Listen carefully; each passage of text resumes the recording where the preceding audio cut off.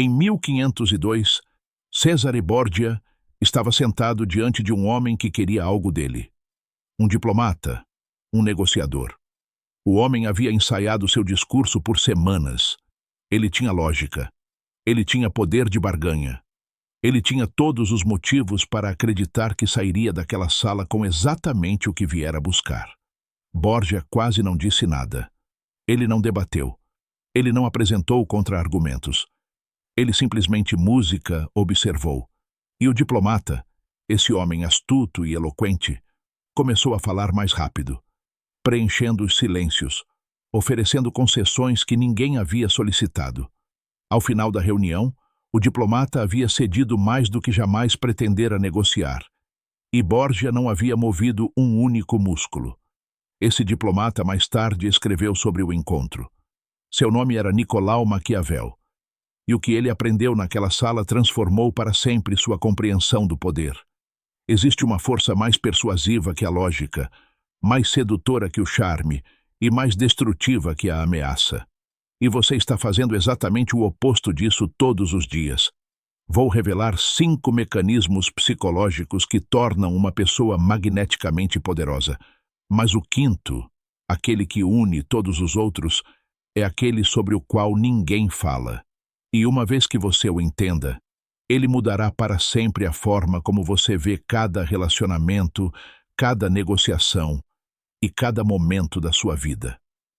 Ponto 1. A arquitetura do desejo. Porque o desejo inverte o poder. Existe uma lei que rege toda a interação humana que quase ninguém obedece. A pessoa que deseja menos controla mais. Não aquela com mais dinheiro. Não aquela com o argumento mais forte. Nem mesmo aquela com status mais elevado. Aquela que pode sentar-se à mesa e genuinamente não precisar do resultado. Essa pessoa desafia a gravidade. Robert Cialdini documentou isso em sua pesquisa sobre escassez. Ele descobriu que o valor percebido de qualquer coisa, um produto, uma pessoa, uma oportunidade, aumenta no momento em que se torna mais difícil de obter. Mas eis o que a maioria das pessoas não percebe. A escassez não se aplica apenas a objetos. Ela se aplica a você, sua atenção, sua aprovação, sua disponibilidade emocional. Quando você corre atrás de alguém, quando você sempre manda mensagem primeiro, quando você explica demais o seu valor, quando você pergunta, está tudo bem? Após cada desentendimento, você satura o mercado com a sua presença. Você banaliza a sua presença. E coisas banais são descartadas. Pense nisso.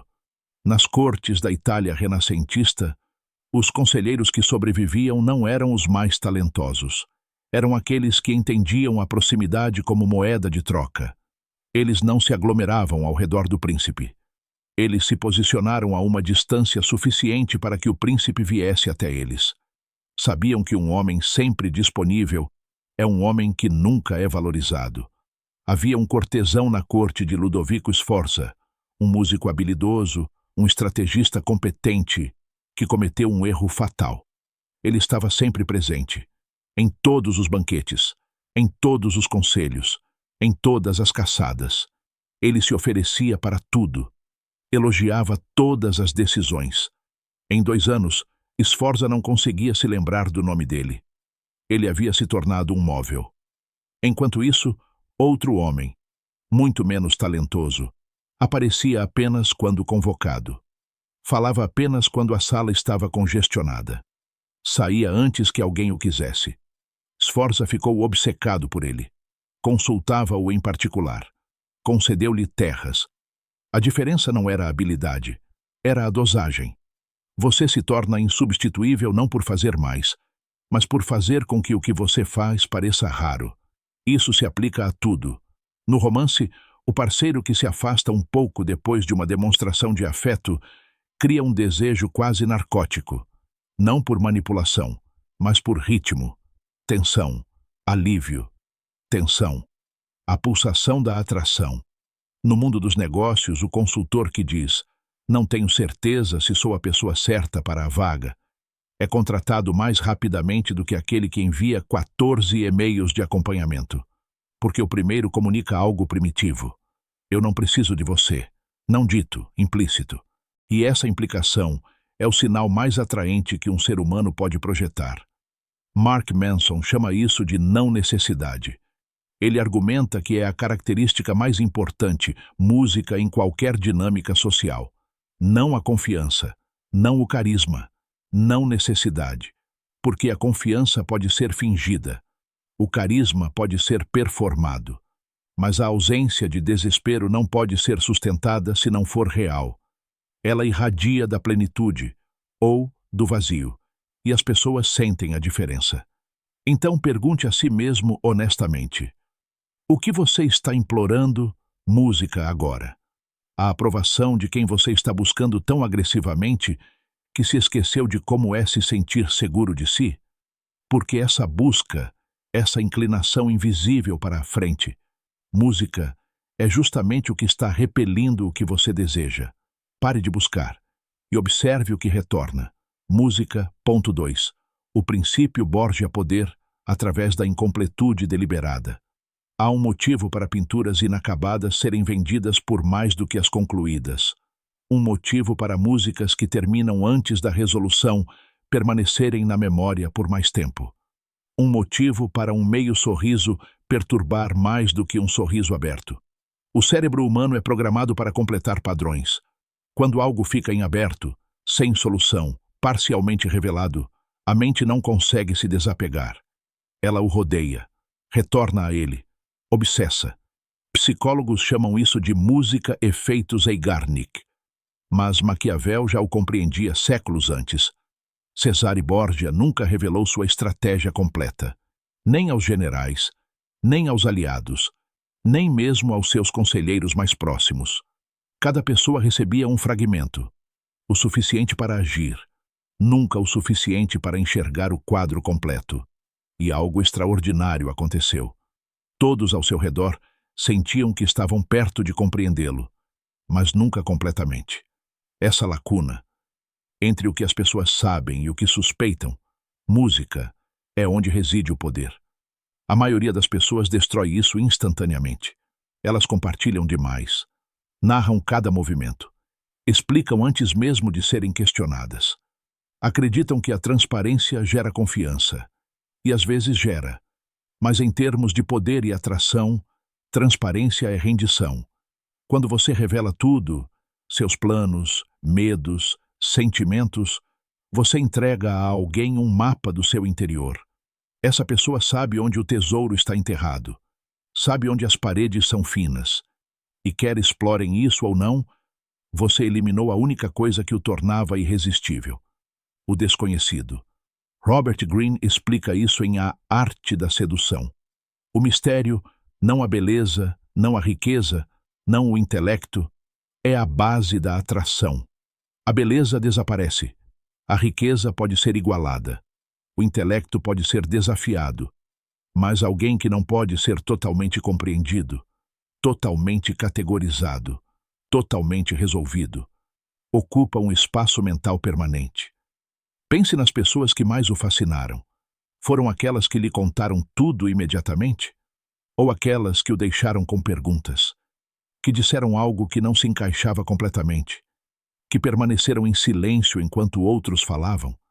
Você não se sentia atraído pela certeza. Você se sentia atraído pela lacuna. Mistério não é desonestidade, é edição. É escolher o que revelar. E quando? É deixar a última página em branco para que o leitor precise continuar virando. Um homem que declara seu poder é esquecível. Um homem que não diz nada e domina a sala. Música vive na memória, porque o cérebro recebeu um problema que não consegue resolver. E problemas não resolvidos criam obsessão. Aplicação prática. Da próxima vez que alguém perguntar em que você está trabalhando, não explique tudo. Ofereça um fragmento, uma direção sem um destino. Algo que tem me mantido acordado ultimamente. Compartilharei quando estiver pronto.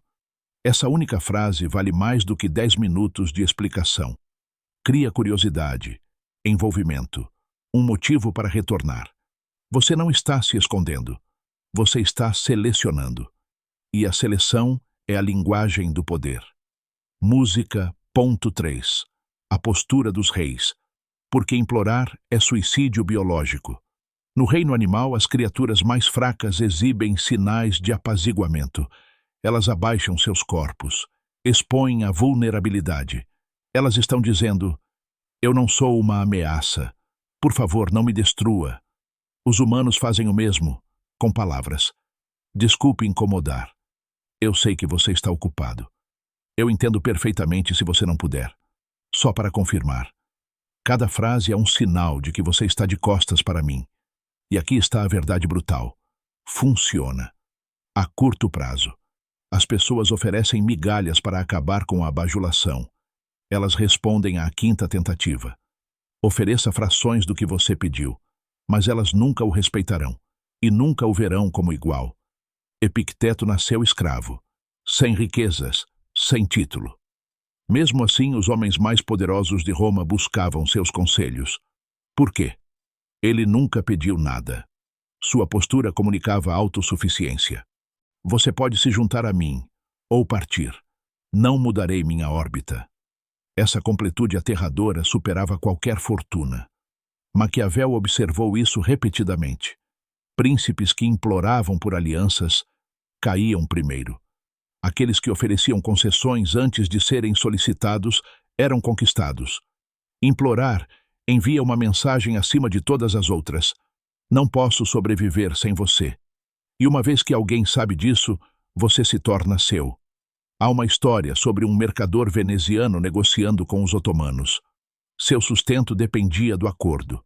No entanto, ele enviou apenas uma mensagem: passarei por suas águas na próxima primavera. Se um encontro for do seu interesse, estou aberto. Sem súplicas, sem urgência. Os otomanos concordaram em uma semana. Outro mercador, mais rico, enviou 3 delegações desesperadas, cada uma oferecendo mais, ignoradas. O desespero tem um cheiro. Isso sinaliza fraqueza. Não é crueldade, é física. O desespero repele. A autossuficiência atrai. A questão não é como parar de precisar, mas como ressignificar a necessidade. Você não precisa de aprovação. Você a prefere. Você não precisa do emprego. Você está avaliando se ele merece seu tempo. Você não precisa do relacionamento. Você está decidindo se eles merecem acesso. Essa mudança é sutil e sísmica. Quando você para de precisar, você para de desperdiçar poder.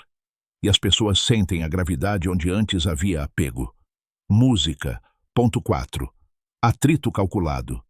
Por que facilitar as coisas te torna descartável?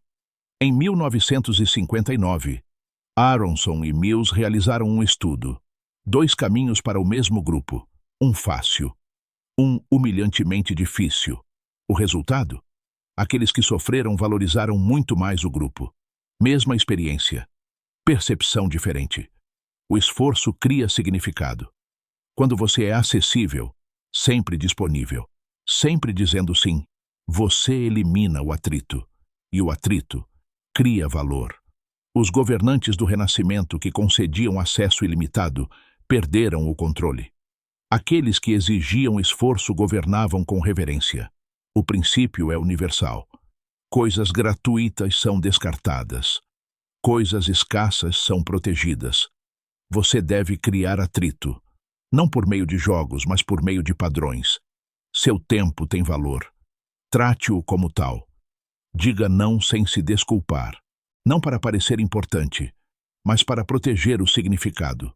Quando as pessoas pedem seu tempo, elas devem sentir o seu peso. Não porque você seja difícil, mas porque sua vida tem direção. Isso não é arrogância. É arquitetura. Generosidade é dar livremente.